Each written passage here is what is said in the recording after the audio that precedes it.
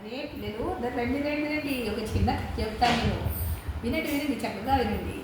అయితే ఏంటంటే ఒక రోజున కాకికి బాగా దాహం వేసింది.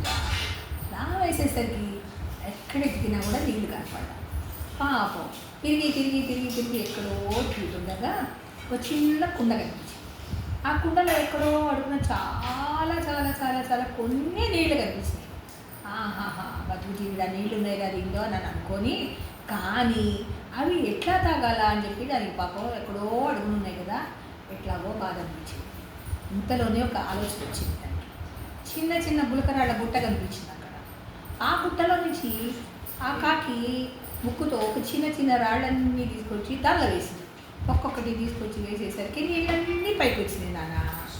వచ్చేసరికి ఆ పన్న దవదవా నీళ్ళన్నీ తాగేసేసి కడుపు నిండిపోయిందని చెప్పేసి హ్యాపీగా పైకి రెక్కలెగరేసుకుంటూ హాయిగా వెళ్ళిపోయింది. బాగున్నా పిల్లలు కదా.